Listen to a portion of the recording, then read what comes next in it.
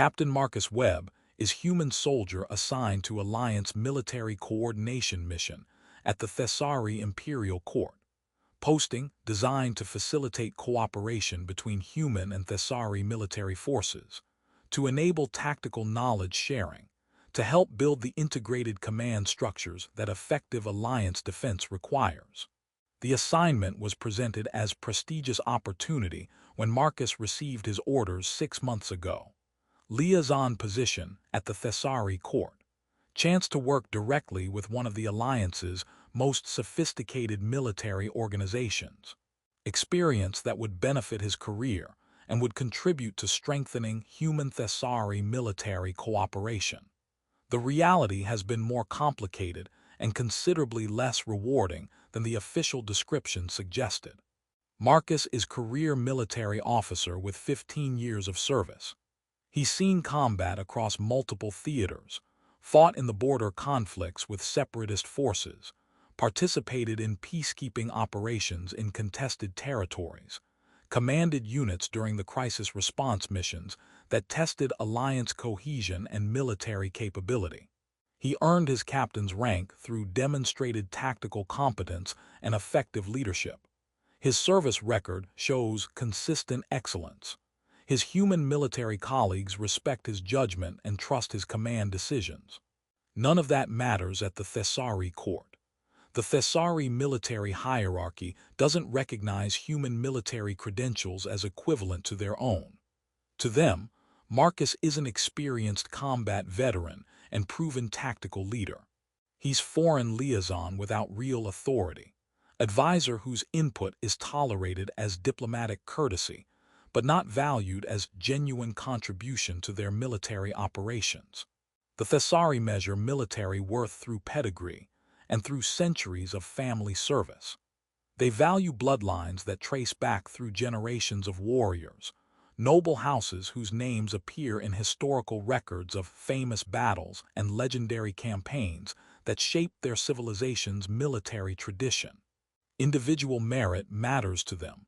They're not purely aristocratic in their officer selection, but individual merit is assessed within context of family heritage and cultural background. A Thessari officer from distinguished military family who demonstrates tactical competence is recognized as excellent warrior. A Thessari officer from less prominent background who demonstrates exceptional ability can earn respect and advancement through proven superiority. But foreign officer from species that only achieved spaceflight a few centuries ago, whose military tradition extends back mere decades compared to Thessari history spanning millennia, whose cultural background doesn't include the warrior values and the martial discipline that Thessari society has cultivated for thousands of years.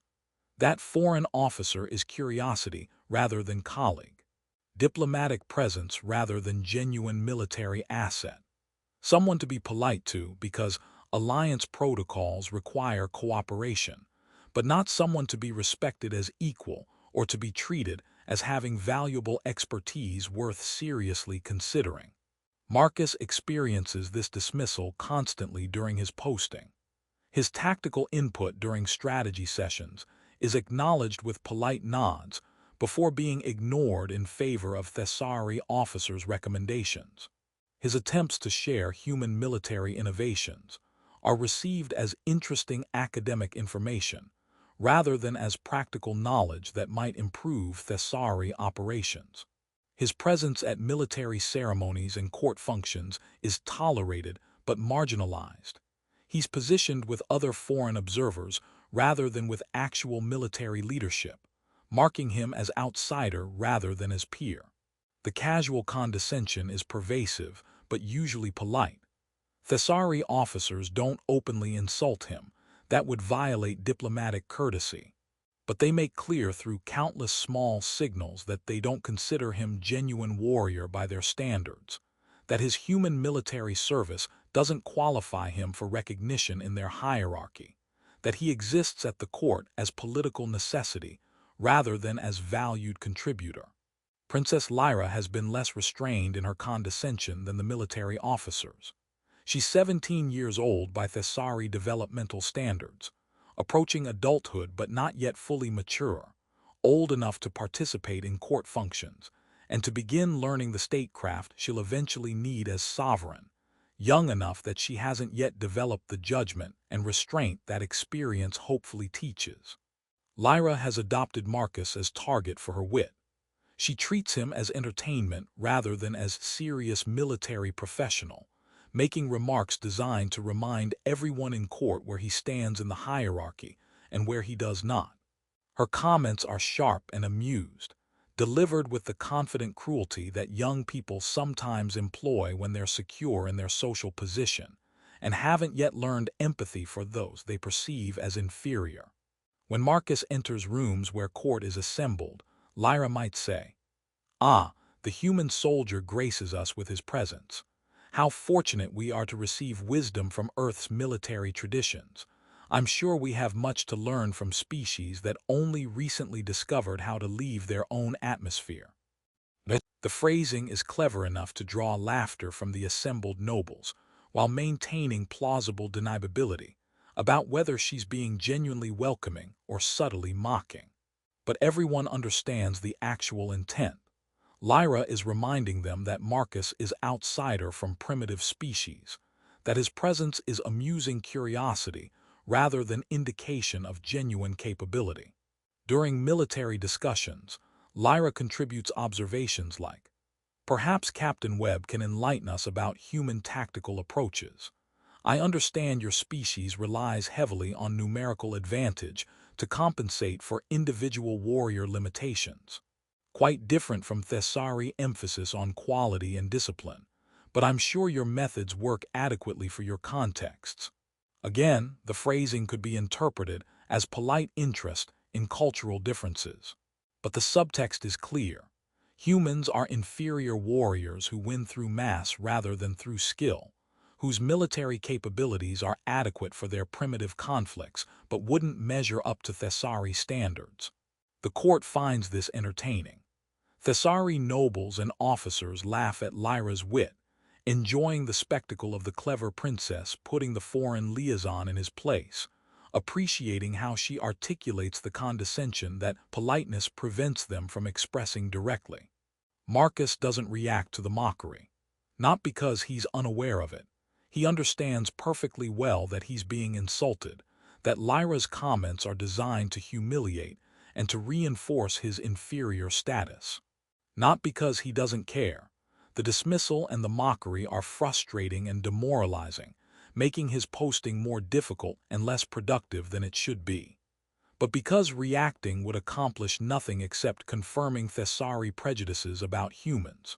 If he defended himself verbally, if he argued that human military capabilities are actually sophisticated and effective, that his tactical expertise is genuine rather than primitive, that his combat experience qualifies him for respect, he would just be proving that humans are emotional and defensive, lacking the disciplined control that Thessari warrior culture values.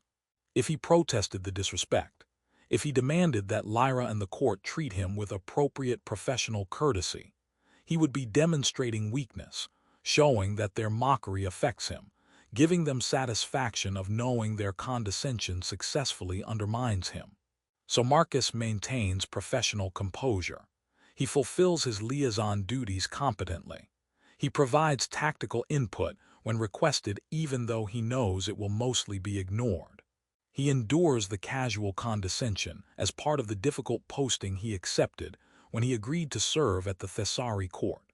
And he waits for opportunity to demonstrate through action rather than through argument that the Thessari assumptions about human military capability are wrong, that their condescension is based on prejudice rather than on accurate assessment. That opportunity arrives during court session, where military matters are being discussed. The session is formal military briefing attended by Queen Seraphina, senior Thessari military commanders, noble houses with significant military traditions, and various court officials whose responsibilities include defense matters. Marcus attends as military liaison, positioned with other foreign observers rather than with actual decision-makers. Commander Kethara is providing update on training standards and readiness assessments for Thessari forces.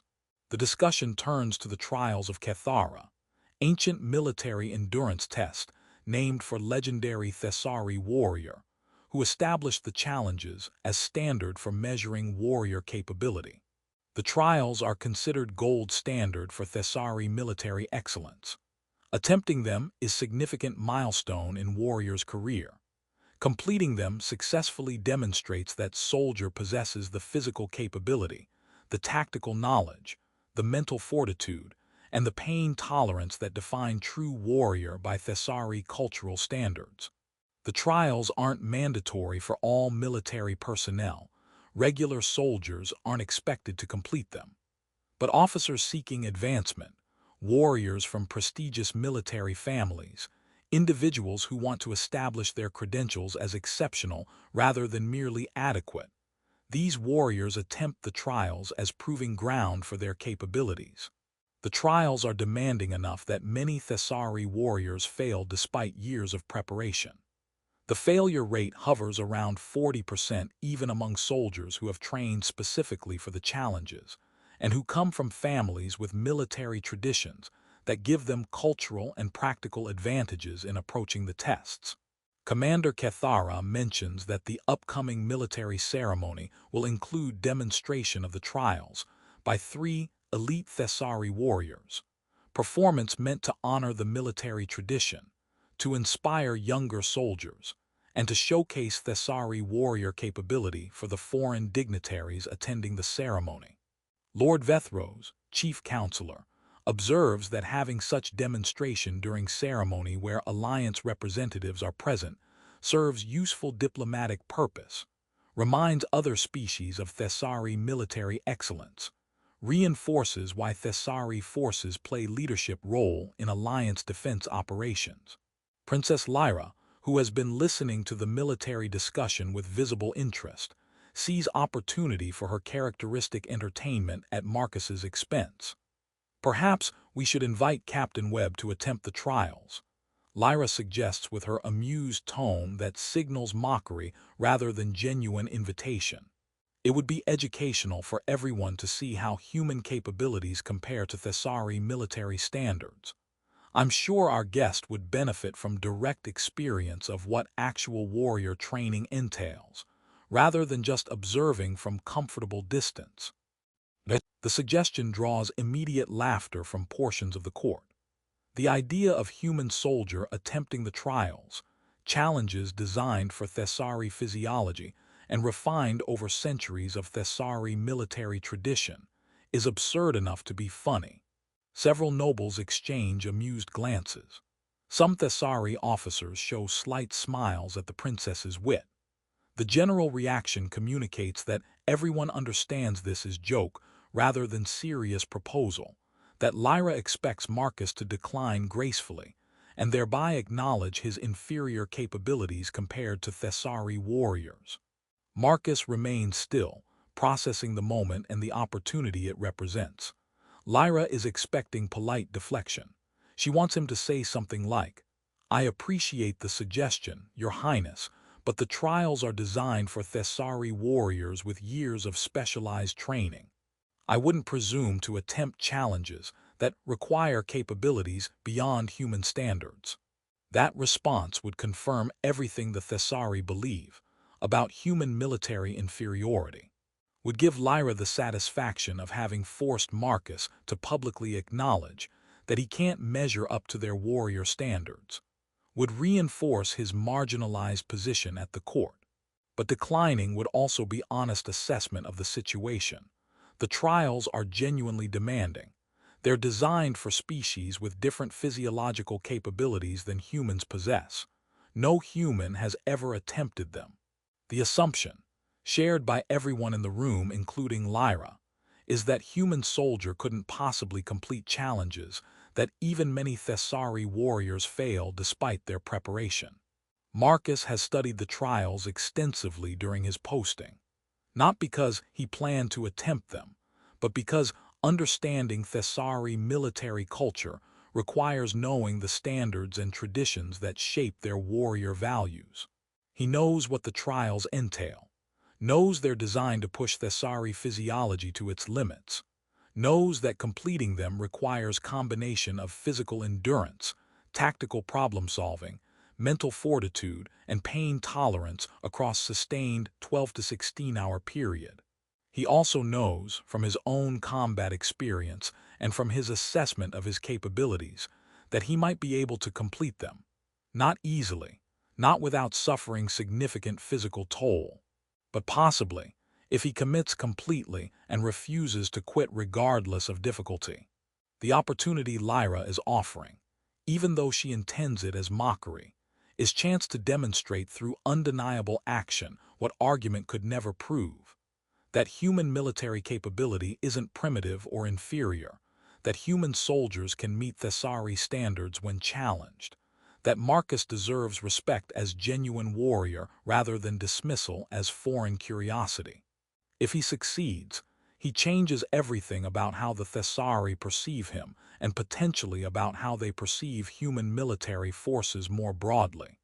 If he fails, he confirms their prejudices and makes his position even more marginalized than it already is. Marcus makes his decision. He looks directly at Princess Lyra and says with calm professional tone, "I accept, Your Highness. When would you like me to attempt the trials?" The laughter in the court stops abruptly, replaced by surprised silence as everyone processes that the human soldier just accepted challenge that was meant to be rhetorical mockery, rather than genuine invitation.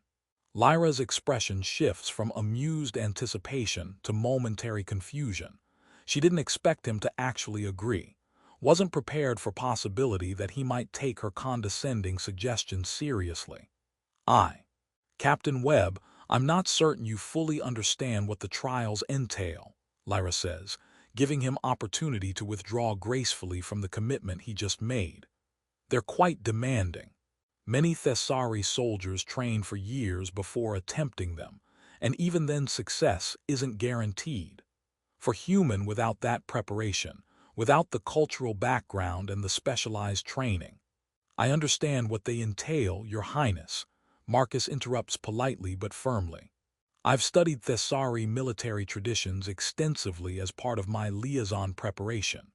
I know the trials test physical endurance, tactical thinking, mental fortitude, and pain tolerance across sustained period. I know they're designed to push warriors to their limits. I accept them anyway. The court is processing this unexpected development. Several military officers exchange glances that communicate surprise mixed with skepticism.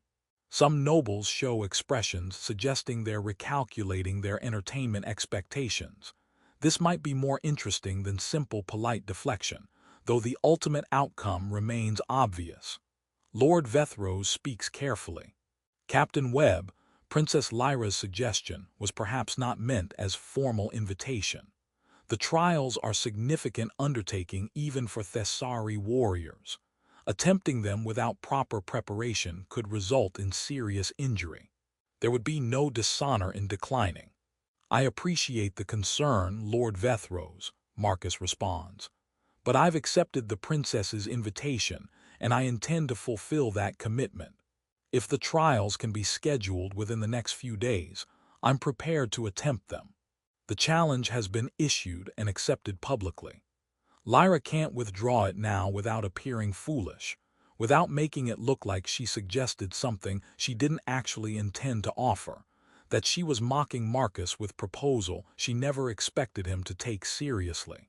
Queen Seraphina, who has been observing this exchange with composed attention, speaks for the first time.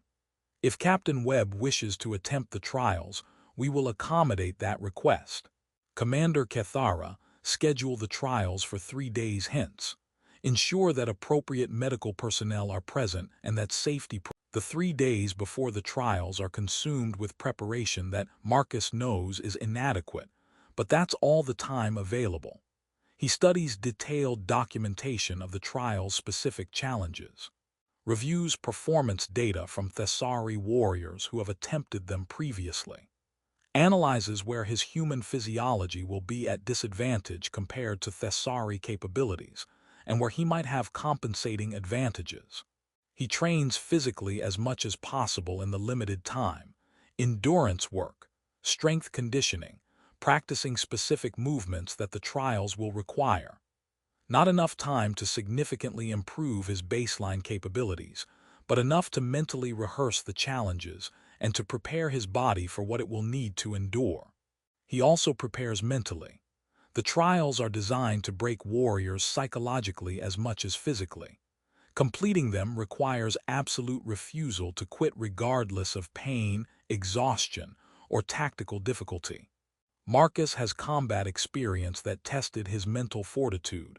He's functioned under fire, made decisions while injured, led soldiers through situations where failure meant death. But combat is different from ritualized test. Combat provides adrenaline and survival urgency that push through limitations. The trials provide sustained grinding difficulty without the immediate survival stakes that make the body access emergency reserves. Marcus mentally prepares by deciding that quitting isn't an acceptable option. Whatever happens during the trials, whatever pain or exhaustion or difficulty he encounters, he will continue until either he completes them or his body physically fails and he can't continue. Conscious choice to quit won't be permitted. That decision, made beforehand, committed to absolutely, is the mental preparation that matters more than any physical training he can accomplish in 3 days. The day of the trials arrives. The court assembles in the trials facility, dedicated training complex, where the challenges are conducted under controlled conditions that allow for safety monitoring, while still maintaining the authentic difficulty that makes completion meaningful. Hundreds of Thessari nobles and military officers attend. The viewing galleries are full. This has become a major court event, not just because of the trials themselves, but because of the unprecedented spectacle of human soldier attempting challenges designed for Thessari warriors. Princess Lyra sits in prominent position in the primary viewing gallery, positioned where she can observe the entire trials course. Her expression shows amused anticipation. She's expecting to watch Marcus fail in front of everyone, expecting the entertainment of seeing him struggle and ultimately quit or collapse, thereby confirming her assessment that he's inferior warrior worthy of mockery rather than respect. Other courtiers share similar expectations. Some are betting on how long Marcus will last before failing. The general consensus is that he'll complete some of the early challenges before the cumulative difficulty breaks him. Estimates range from 4 to 8 hours before he either quits or physically can't continue. No one in the assembled court actually believes Marcus will complete all the trials successfully. The question isn't whether he'll fail, but when and how. Commander Kethara, who is overseeing the trials as senior military officer responsible for the event, provides Marcus with final briefing. Captain Webb, the trials consist of 12 distinct challenges that must be completed sequentially. You cannot skip challenges or modify them. Attempting to cheat or to take unauthorized shortcuts results in immediate disqualification. Medical personnel are present and monitoring throughout, Kethara continues. If at any point your vital signs indicate serious medical danger, the trials will be stopped regardless of your wishes.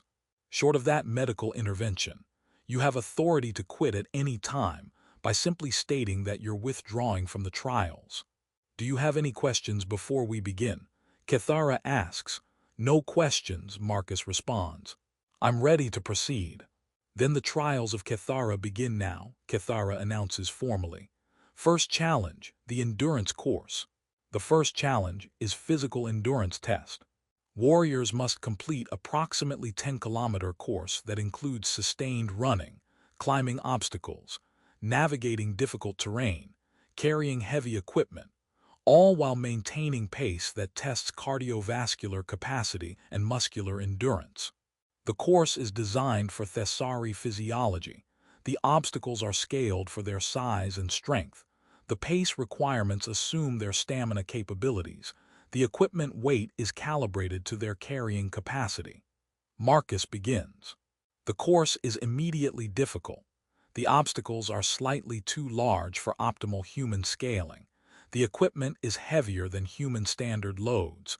The pace requirement pushes him harder than equivalent human endurance standards would. But he's trained for this.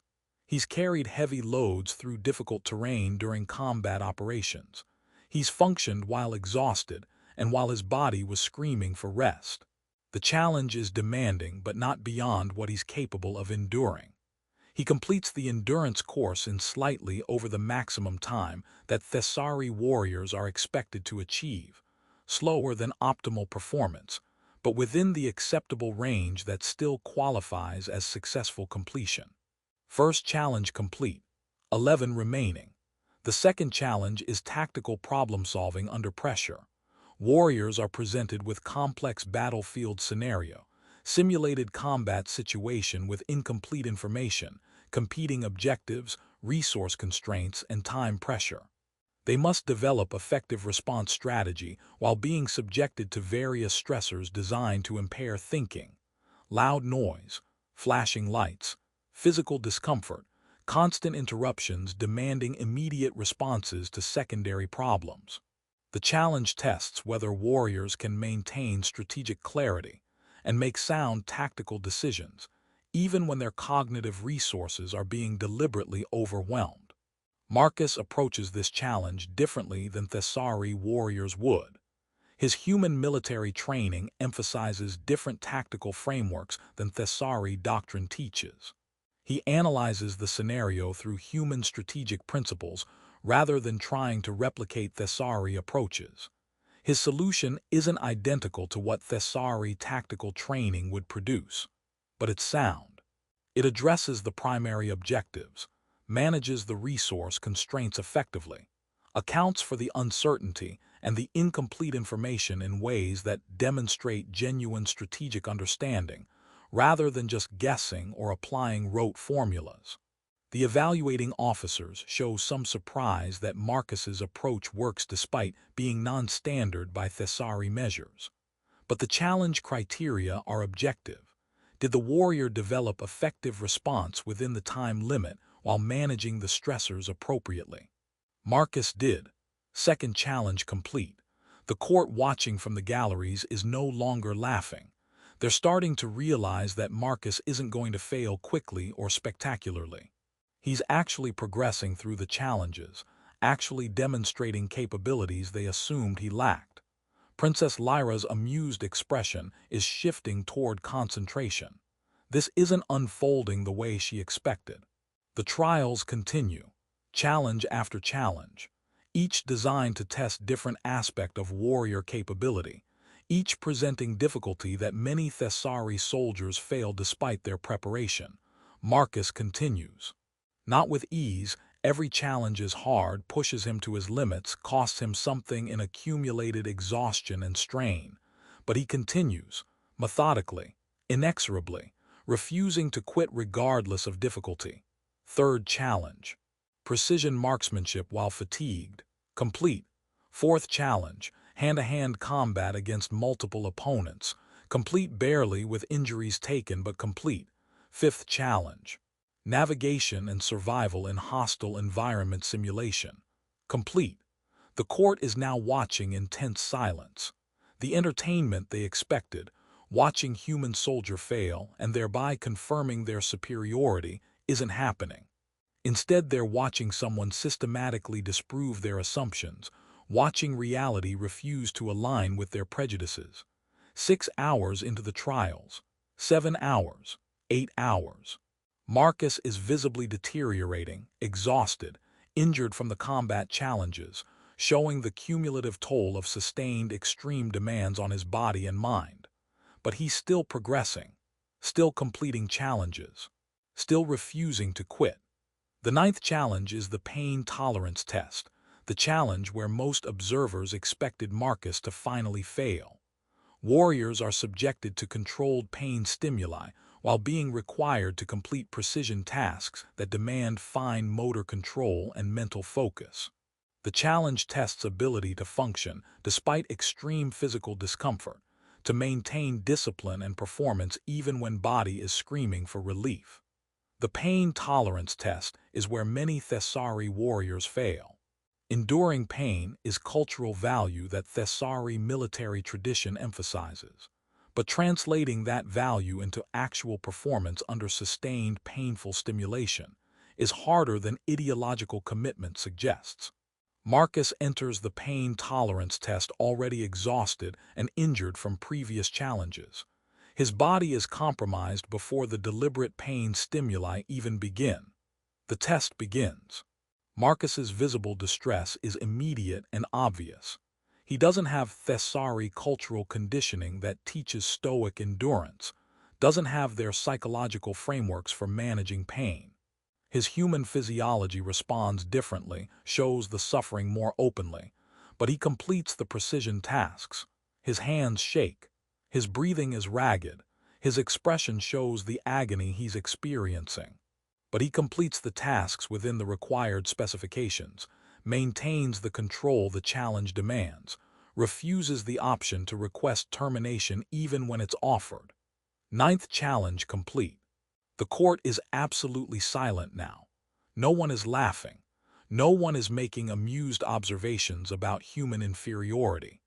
Everyone is watching with the kind of tense attention that comes when something unexpected and significant is unfolding in front of you. Princess Lyra's smile has faded completely. Her expression shows something between shock and recalibration. What she thought she understood about human capability has just been systematically disproven over the past 9 hours, and she's being forced to revise her assumptions in front of the entire court. 3 more challenges remain. Marcus has been in the trials for over 10 hours. His body is reaching its absolute limits, but he's still moving forward, still refusing to quit. 10th challenge. Strategic decision-making under moral pressure. Complete, with decisions that differ from Thessari military ethics, but that demonstrate genuine moral reasoning rather than collapse under pressure. 11th challenge. Leadership simulation requiring command of simulated unit through crisis scenario.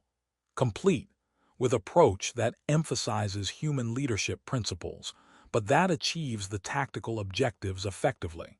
12th and final challenge. Sustained physical performance while completely exhausted. Warriors must complete series of specific physical tasks, lifting, carrying, climbing, precise movements, after more than 15 hours of continuous trials, testing whether discipline and will can push the body to perform even when reserves are completely depleted. Marcus approaches the final challenge at 16 hours into the trials. He's beyond exhaustion, operating on pure determination, his body pushed past every reasonable limit, held together only by absolute refusal to quit. He completes the tasks, slowly, with visible struggle for each movement, with obvious agony in every effort, but he completes them, meets the performance criteria, finishes within the time limit. At 16 hours and 23 minutes after beginning, Marcus completes the final task of the trials of Cathara. Then he collapses. His body reaches its absolute limit and simply stops functioning. He's successful by the trial's official standards, completed all required tasks within the allowed time, met all the performance criteria that define passing versus failing. Medical personnel rush to him immediately, providing emergency care for the extreme exhaustion and the injuries accumulated over 16 hours of sustained extreme physical and mental demands. The court sits in absolute silence, processing what they just witnessed. The human soldier they mocked completed the trials that many Thessari warriors fail. The foreign liaison they dismissed as inferior just demonstrated capabilities they insisted humans couldn't possess. The person Princess Lyra treated as entertainment just systematically disproved every condescending assumption she expressed about him. Marcus regains consciousness 3 hours after collapsing, in the medical facility where he's being treated for exhaustion, dehydration, multiple contusions, strained muscles, and various other injuries accumulated during the trials. Commander Cathara is present when he wakes, standing beside the medical bed with expression that shows something Marcus has never seen from any Thessari officer during his 6 months at the court. Genuine respect. Captain Webb, Cathara says formally, you have completed the trials of Cathara. Your performance is officially recorded as successful by all standard criteria. You are the first human to attempt these challenges and the first human to complete them. Congratulations, Cathara continues, and the word carries weight that simple courtesy wouldn't explain. You have earned recognition as warrior by Thessari standards, not as curiosity or as diplomatic presence, but as genuine warrior who has proven capability through the trials that define military excellence in our culture. Marcus tries to sit up, his body immediately protesting the movement with comprehensive pain from the accumulated damage. Thank you, Commander. I appreciate the recognition. The recognition isn't courtesy, Cathara clarifies. It's acknowledgement of demonstrated reality. You completed challenges that 40% of Thessari warriors failed despite years of preparation. You did so with 3 days of preparation, and with human physiology that isn't optimized for our specific tests. That performance demands respect regardless of species or background. I've underestimated you and underestimated human military capability. Cathara admits with the kind of honest self-assessment that warrior cultures value. I assumed your combat experience and your tactical knowledge were adequate for human contexts, but inferior to Thessari standards. I was wrong. Anyone who can complete the trials is genuine warrior deserving respect as peer rather than as curious inferior. Over the following days, as Marcus recovers from the physical toll the trials extracted, he notices dramatic shift in how the Thessari court treats him. Thessari military officers who previously dismissed his tactical input now actively seek his perspectives during strategy discussions. His recommendations are seriously considered rather than politely ignored. He's positioned with actual military leadership during ceremonies rather than with foreign observers. Nobles who treated him as amusing curiosity now engage him as person of consequence. The casual condescension has evaporated, replaced by genuine engagement that acknowledges him as someone whose opinions and capabilities matter. Princess Lyra requests private audience with Marcus approximately 1 week after the trials. When they meet, her bearing is completely different from the amused superiority she displayed previously. Captain Webb, I owe you apology, Lyra begins without preamble. My treatment of you before the trials was inappropriate and disrespectful. I mocked you based on prejudiced assumptions about human military capability. I treated you as entertainment, rather than as serious professional deserving respect. You demonstrated through undeniable action that my assumptions were wrong, she continues. You completed challenges I believed impossible for human soldier. You earned respect that I should have offered based on your service record and your professional expertise rather than withholding, until you proved yourself through extraordinary achievement. I'm sorry for my condescension, Lyra says directly. And I'm grateful for the lesson you taught me, that prejudice makes fools of those who maintain it, that capability isn't determined by species or background, and that respect should be granted based on demonstrated character and competence rather than on arbitrary hierarchical assumptions. Marcus considers his response carefully. I appreciate the apology, Your Highness, and I appreciate the recognition, but I want to be clear about something. I didn't complete the trials to prove anything about human capability in general or to teach anyone lessons about prejudice. I completed them because you issued challenge, even though you meant it as mockery rather than as genuine invitation, and I chose to accept that challenge as opportunity to demonstrate through action what argument could never prove, Marcus explains. I wanted to show that dismissing human military capability based on assumptions rather than on actual assessment was a mistake, not to humiliate you or to prove superiority, but to earn the respect that professional competence deserves. You succeeded in that goal, Lyra acknowledges. The entire court witnessed your completion of the trials. Everyone who assumed human soldiers were inferior to Thessari warriors had to watch you disprove that assumption systematically over 16 hours. The condescension collapsed because reality refused to align with prejudice, and we were all forced to watch it happen. That's a powerful lesson that words could never teach, she continues. Seeing someone accomplish what you believed impossible, that creates recognition and respect that no amount of argument or credential presentation could achieve. You changed minds through undeniable action, and that changes everything about how this court perceives you, and potentially about how we perceive human military forces. Several months later, Marcus's posting at the Thessari court concludes. His replacement arrives, another human military officer assigned to continue the liaison work that Marcus established. But the environment that replacement enters is fundamentally different from what Marcus faced when he arrived. The new liaison is treated as genuine military professional from the beginning, welcomed as peer rather than dismissed as inferior, given access and respect that Marcus had to earn through extraordinary demonstration.